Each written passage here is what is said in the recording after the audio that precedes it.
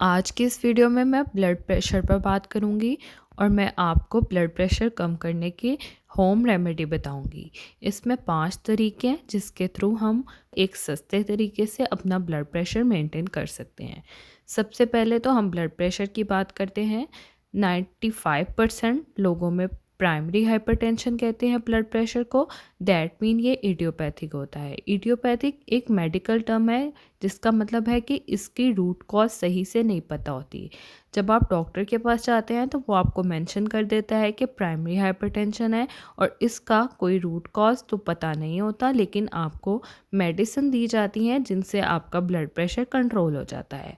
तो सबसे पहले मैं आपको बताती हूँ कि ब्लड प्रेशर ज़्यादा या कम क्यों होता है।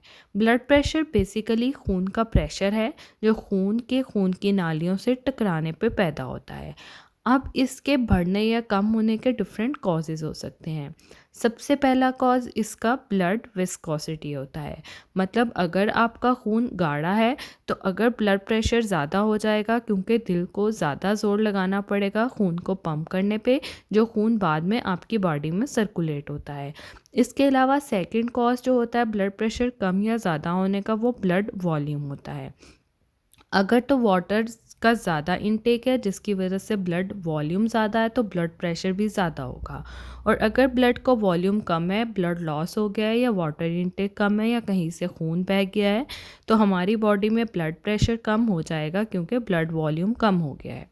अब बेसिकली हमारे दिमाग में एक कार्डियोवास्कुलर सेंटर होता है जो हमारे पास दिल और खून की नालियों में खून की रफ्तार को मेजर करता है और रोकता है। बेसिकली खून की नालियों में हमारे पास बैरो रिसेप्टर होते हैं। अब जब हमारी खून की नालियों में ब्लड की रफ्तार कम या ज़्यादा होती है तो ये बैरो रिसेप्टर सेंस कर जाते हैं और ये सिग्नल हमारे ब्रेन तक भेजते हैं। अब हमारे ब्रेन में आगे कार्डियोवास्कुलर सिस्टम होता है या कार्डियोवास्कुलर सेंटर होता है ब्रेन में, जो साथ ही डिफेंसिव मोड में आ जाता है। अगर फॉर एग्जांपल हमारे पास ब्लड वॉल्यूम कम है ब्लड वेसल में तो बैरो रिसेप्टर साथ ही कार्डियोवास्कुलर सेंटर तक सिग्नल भेजते हैं, जो इसके बदले में हमारे पास हार्ट रेट ज़्यादा कर देता है, जिसकी वजह से दिल की धड़कन तेज़ हो जाती है और ये तेज़ी से ब्लड को ब्लड वेसल्स में या खून की नालियों में भेजता है, जिसकी वजह से साथ में ब्लड वेसल कंस्ट्रिक्ट हो जाती हैं कि हमारे पास जो है वो ब्लड प्रेशर जो है वो नॉर्मल हो जाए। और इसी तरह अगर ब्लड वॉल्यूम ज़्यादा होता है तो हमारे पास जो बैरो रिसेप्टर हैं वो सिग्नल भेजते हैं कार्डियोवास्कुलर सेंटर को, और कार्डियोवास्कुलर सेंटर इसके बदले में हमारे पास हार्ट रेट कम कर देता है और साथ में हमारी वेज़ोडायलेशन हो जाती है, यानी खून की नालियाँ फैल जाती हैं जिसकी वजह से ब्लड प्रेशर मेंटेन हो जाता है। अब बेसिकली हमारे पास जो ब्लड प्रेशर का फिगर है वो सिस्टलिक ब्लड प्रेशर 120 होता है, ये दिल के सिकुड़ने पे पैदा होता है। और साथ में डायस्टोलिक ब्लड प्रेशर 80 होता है, ये दिल के रिलैक्स होने पर, दिल के मसल के रिलैक्स होने पे पैदा होता है। और हम ब्लड प्रेशर ज़्यादा तब कहते हैं जब हमारे पास सिस्टलिक ब्लड प्रेशर 140 से ज़्यादा हो जाए और डायस्टोलिक ब्लड प्रेशर 90 से ज़्यादा हो जाए।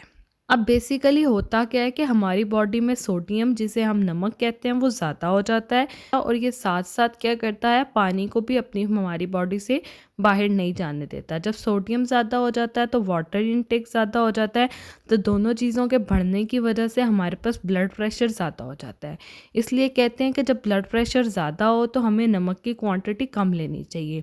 लेकिन हम नमक को बिल्कुल कम नहीं कर सकते, क्योंकि अगर हम नमक को बिल्कुल कम कर देते हैं तो हमारे पास सिंपैथेटिक सिस्टम एक्टिवेट हो जाता है, तो आप हर टाइम एंग्जाइटी या गुस्से में रहते हैं। अब मैं आपको 5 तरीके बताऊंगी जिसके थ्रू आप ब्लड प्रेशर कंट्रोल कर सकते हैं। पहले नंबर पे तो आपको नमक अपना थोड़ा कम करना है, लेकिन अपना नमक बिल्कुल कम नहीं करना क्योंकि ये इसके साइड इफ़ेक्ट भी हो सकते हैं। सेकंड पे आपने पोटेशियम का इंटेक ज़्यादा करना है। पोटेशियम का जो पर डे इंटेक है वो 4700 मिलीग्राम होना चाहिए। इसके लिए एक भर के बाउल आपने सैलड का खाना है, जिसमें हमारे पास ग्रीन वेजिटेबल्स और ग्रीन लीफी फूड होगी, जिससे हमारे पास हमारा इंटेक जो है पोटेशियम का वो पूरा हो जाएगा। इसके अलावा आपको विटामिन डी लेना है। Vitamin D basically autonomic nervous system को रिस्टोर करता है, और ऑटोनोमिक नर्वस सिस्टम जो है वो हमारे पास बैरो रिसेप्टर को एक्ट करने में हेल्प करता है और ब्लड प्रेशर को कंट्रोल करने में हेल्प करता है। वेस्ट में एक रिसर्च के मुताबिक इंसुलिन इंटेक ज़्यादा करवा दिया जाता है, क्योंकि इंसुलिन जो है वो बैरो रिसेप्टर का प्राइमरी रेगुलेटर होता है। लेकिन हमारे पास यहाँ पे बहुत से पेशेंट जो हैं वो इंसुलिन रेजिस्टेंट होते हैं, क्योंकि वो हाई कार्ब डाइट लेते हैं। इसलिए हम लो कार्ब डाइट से भी अपना ब्लड प्रेशर जो है वो मेंटेन कर सकते हैं। मतलब आपको अनाज कम खाना है, अपनी डाइट में ग्रीन लीफी वेजिटेबल्स और फ्रूट्स ऐड करने हैं, और इसके अलावा फास्ट फूड कम खाना है, तो भी ब्लड प्रेशर कंट्रोल रहेगा। इसके अलावा हमारे पास एक ब्रीथिंग टेक्निक है जो हमारे पास 5th नंबर पे आती है। इसे कहते हैं पेस्ट ब्रीथिंग। ये अगर स्ट्रेस या कोई एंजाइटी है या ब्लड प्रेशर ज़्यादा है तो उसे भी कंट्रोल करने के लिए यूज़ हो सकती है। इसमें हमें 1 मिनट में 6 बार सांस लेना है, जिसे कहेंगे 6 ब्रेथ पर मिनट लेंगे हम।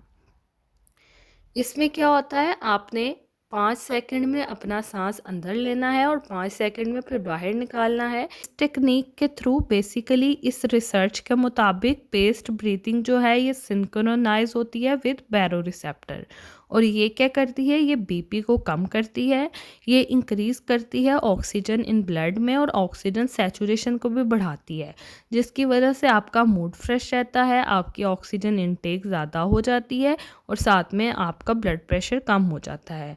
और ये साथ में काम डाउन करती है सिंपैथेटिक नर्वस सिस्टम को, और साथ में हमारे पास जो फ्लाइट मोड है उससे भी इंसान बाहर रहता है, मतलब गुस्से की हालत से बाहर आ जाता है।